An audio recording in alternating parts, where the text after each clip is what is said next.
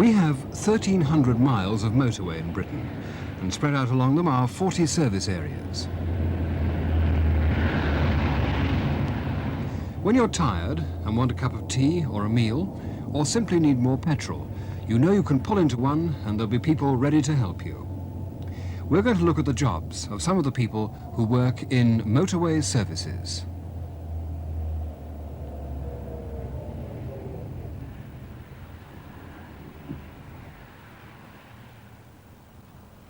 At 7 o'clock in the morning, before most people are even on the road, Dennis has come to work.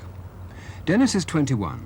He's the odd job and maintenance man at Gordeno service area on the M5.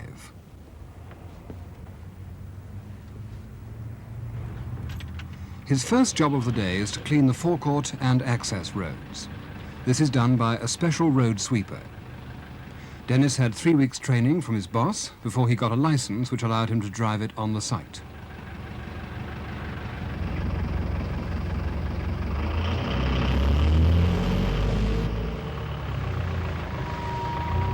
Cleaning the service area will take Dennis about 3 hours. He's tried several other jobs in the company, but he prefers this one because most of the time he's working without direct supervision. The company Dennis works for has service areas on the M1 as well. This one's at Scratchwood, just near London. Motorway services have many facilities, including shops, and this one's getting ready to open.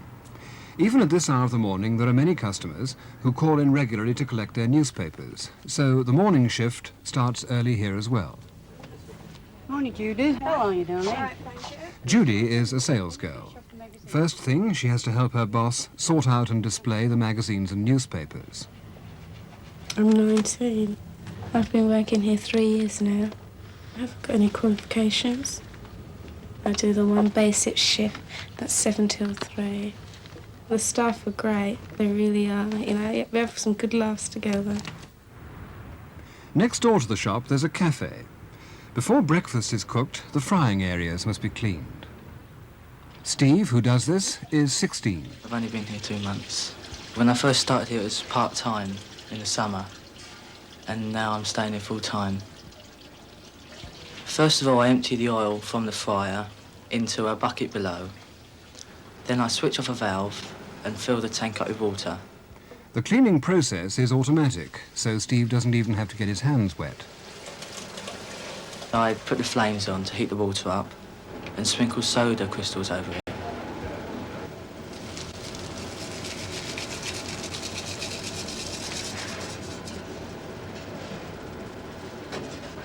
While that's heating up, I take the metal plates from the wall and I put it into the soda water to clean it up. It gets rid of all the grease when the water and the soda crystals bubble.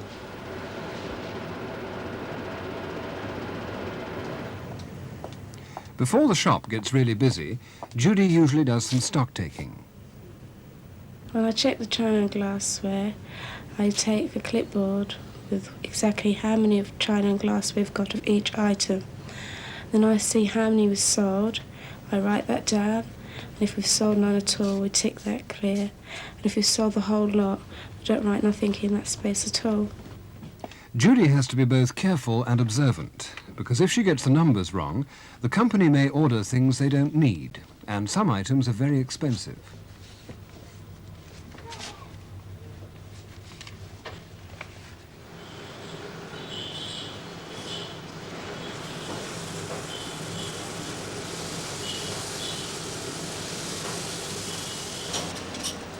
By 8 o'clock, meals are already being served in the cafe.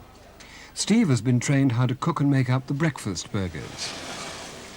When you're preparing the breakfast, you've always got to have clean your utensils and make sure you don't break the yolk of the egg or get any eggshell in it. And also not to overcook the bacon.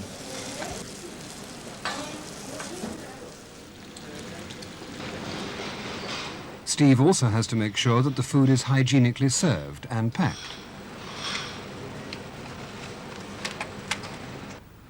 Next door, the main restaurant is being got ready for the day. The trainee customer service manager, Alison, is 17. Morning, Annette. Now look, you've got all this display here wrong. The first thing you have to do is to check that all the staff are here and they're all doing their jobs. Is what they're getting. So the chicken's wrong, the cheese is also wrong, the ham and the beef. Okay. My job is to maintain the standards of front of house, and the front of house is what customer sees first. What's happening about the vegetable display? We always have to have things that are fresh out, otherwise we get complaints. Put that into it there and some more of this. We have to make the displays look presentable. It brightens up everything and makes the place look nice if you have nice displays. Over on the other side of the site, the company has a busy motel. By now, the overnight guests are beginning to check out, and Anne, a chambermaid, has started work. Her shift begins at 9, and she has 10 rooms to clean by 12 o'clock. It takes me roughly between 20 and 25 minutes to clear a room. I just generally come in, strip the beds and make them and do everything that needs to be done. Some customers leave tips. We're allowed to keep the tips if we get them. Anne works alone. Does she ever feel at all cut off? Well, I do lack contact with the customers most of the time because I'm working in the rooms, so I hardly ever see any of the customers. But besides that, there's other staff working with me, so I see them most of the time. Back on the M5, the petrol pumps are being cleaned. Kelvin's 19. He's a cashier, but he also helps out on the forecourt. To get oil off the pumps, you need a very strong detergent, so the company issues protective gloves and clothing.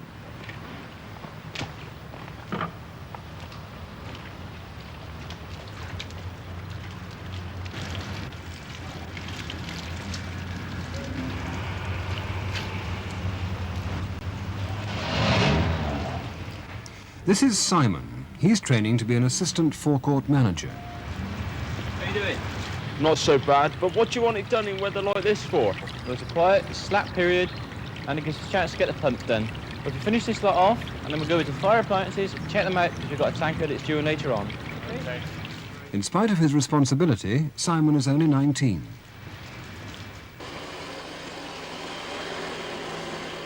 By 10 o'clock, Anne has already tidied several rooms. Her job looks a bit of a dead end. Does she have any chance of change or promotion? Well, there's quite a few good chances of promotion working here. I mean, I could have the chance of promotion as working as a receptionist, otherwise becoming a trainee manageress.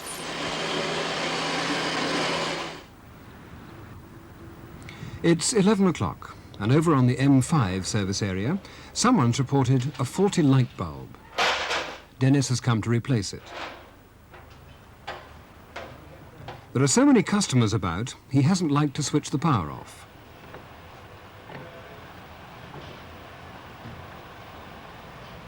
He'll get told off for that, because he might have got an electric shock. By mid-morning, the shop is getting busy. How does Judy feel about her work? It's not mainly one job. I mean, it's not like I'm on the till all day. Lovely day today. That's lovely, isn't it? Love that, thank you. That's 12. Paper and a packet of mints, please. 23, please. That's right. I know tomorrow or any other day I won't be on the till. I'll be doing something different, like stacking up the sweets, putting out the glassware and china. I like that very much. I've helped out in other parts of the site, but I still prefer working in the shop.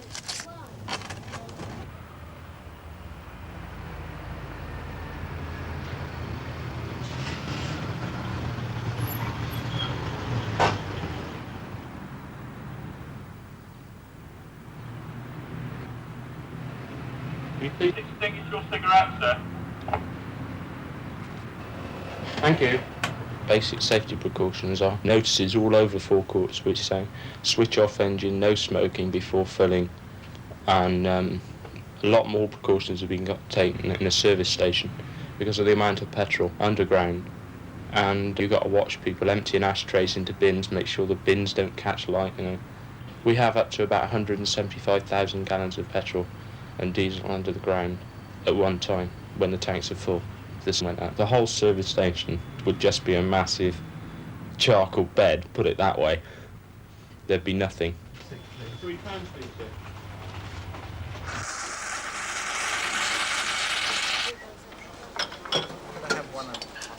At the restaurant, the lunchtime rush is well underway.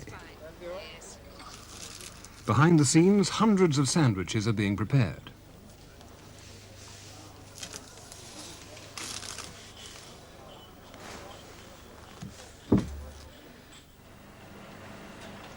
Alison has checked that everything's under control, and she's coming to help out with the customers.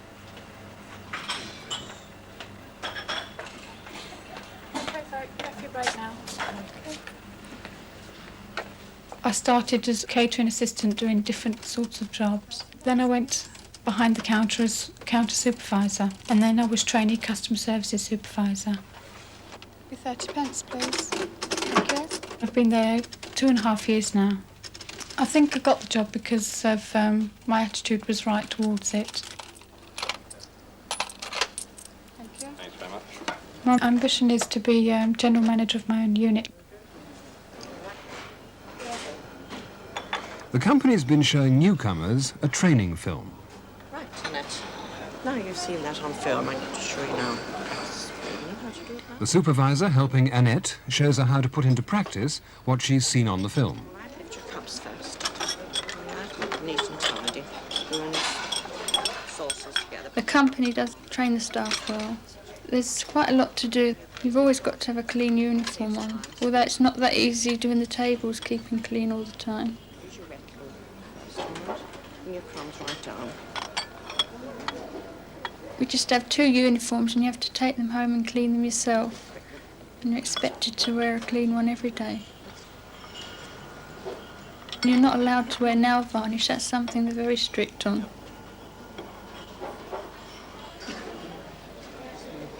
What are Annette's chances of promotion? The prospects of promotion are very good if you show that you can do every job well. Annette's already made a good start. Up to 40,000 customers a day can use the service area, so there's bound to be damage.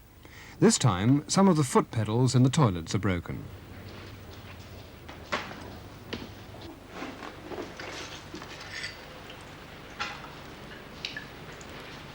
Clearing up after customers keeps Dennis very busy, but at least he never has time to get bored, and he likes the fact that he has to turn his hand to so many different things.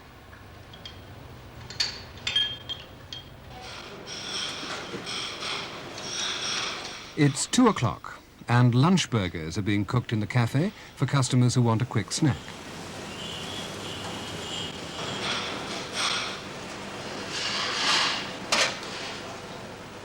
What qualities do you need to work in a fast food area?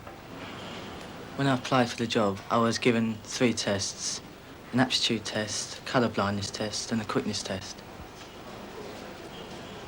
You need the maths tests if you ever use a till. You need the colour blindness test so you can make sure you have the right colour wrappings for the items you use. You have the different colours so they go down the different chutes, and also so you don't get them mixed up. Back at the kiosk, the morning's cash is being counted. One of the parts that I have to do is cash money from the till is counted. It can be anything up from £100 to £400. It's checked by Simon and myself. I mean, can you check that? It's recorded, and at the end of the shift it's all totalled up. During the peak periods it could mean anything from maybe £4,000, maybe £5,000. The whole kiosk is my responsibility. It involves checking our cashiers, making sure they've got change. On each shift I have 2 people working for me, and I make the 3rd up. It's company policy that all the people who work in the kiosk must be over 18 when they're thought to be mature enough to handle so much money. If they don't have cars, the motorway staff find it hard to get to work. So the company lays on buses to get them in and take them home again. At 3 o'clock, the evening shift at Scratchwood is coming on duty. This is Tricia. She's a receptionist.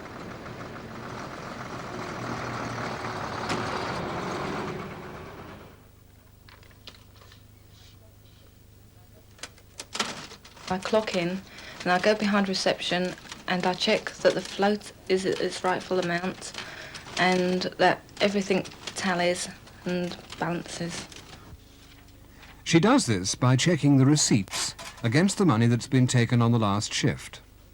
Tricia hasn't got any qualifications, let alone in maths, so she has a calculator to help her.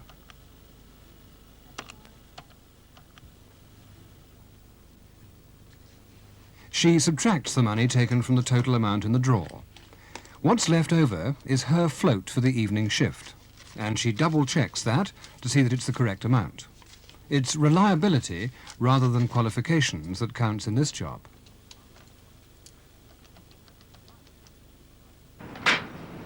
Simon is supervising the petrol tanker delivery. He's read the delivery note and checked that it agrees with his order.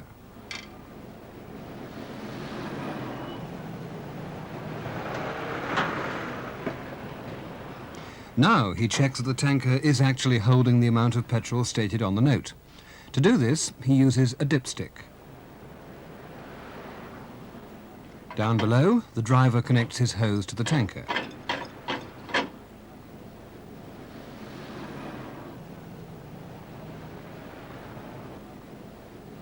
Simon tells the driver which storage tank to put the petrol in.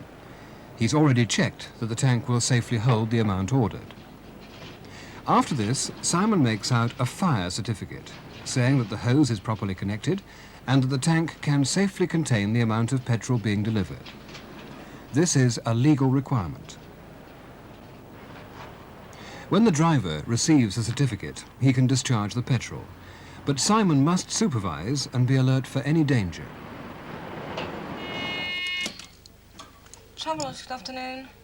We work the switchboard, which is a plug board, a telex for confirmations and things. Confirmations by writing. We have little reservation cards and we just fill in the details, what time they're arriving, their names, how long they're staying for. Yes, and the name is Mrs. Bent, and for 3 nights. It's already dark outside the motel, but the evening shift is still at work and will be there until 11 o'clock. You have to be over 18 to work this shift. Hello. I have a reservation. Name's Holton. Okay. When I'm working on the evening shift, the busiest time is between 5 and 7 o'clock. Then afterwards, it slows down a bit. It's just for the one night? That's right, yes. Okay, that's fine. And we normally get another busy time at about 9 o'clock for late arrivals coming in. You have to be very pleasant, be very helpful to the customer, make them feel welcome. Is your restaurant open now? No, I'm afraid it's not. We haven't got a restaurant anymore. We've only got Julie's Pantry. Oh, yes. Even if they're nasty to you, you have to keep your cool all the time. We get rewards out of the job through customers making comments, through management and writing off to head office saying what a pleasant stay they've had and how well-mannered the staff were and helpful they were. Your room number's 207. It's down the corridor just behind reception. Lovely. Thank you very much. Thank you. It's now after 10 o'clock and the guests are going to sleep. But the motorway staff are still working. It's a 24-hour job, 365 days a year.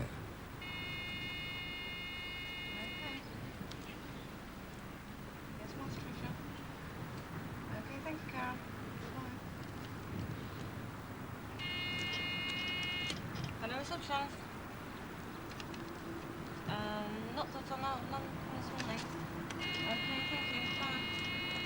Traveller 317, it's ringing for you. Okay then, thank you. Bye-bye.